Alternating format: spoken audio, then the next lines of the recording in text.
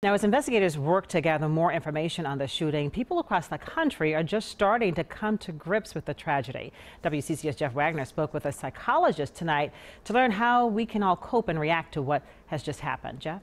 Yes, Angela, psychologists say there's really no timetable on how long it takes to process stories like these and the feelings that they can evoke, but how we react to those feelings can not only help ourselves, but the people affected by these tragedies.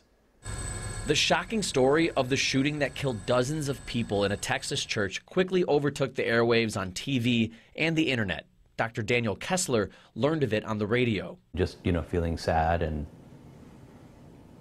angry and frustrated and wanting to do something, but knowing that here in my car in Chaska, Minnesota, what can I do? Dr. Kessler, a psychologist, allowed himself to experience those negative feelings and says others shouldn't be afraid to do the same. The challenge is to process the feeling and to experience the feeling and to allow yourself to have the feeling but not get stuck in it so that it consumes you. To avoid being overwhelmed, Dr. Kessler suggests people find something productive to do, to occupy your mind. This is a time to take some kind of action of whatever kind it is that's safe and productive. Dr. Kessler says that could be as simple as chores around the house, or if the opportunity arises, helping those affected by the tragedy.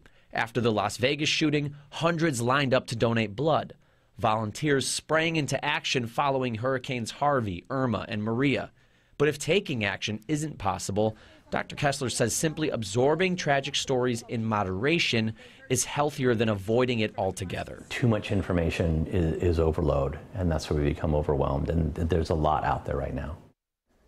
Lastly, Dr. Kessler says it's good to have productive conversation about the tragedy with others, but avoid arguing or debating one-on-one. He says that type of talking might be more appropriate days or even weeks down the road. All right. Thank you, Jeff. It's good to get some advice.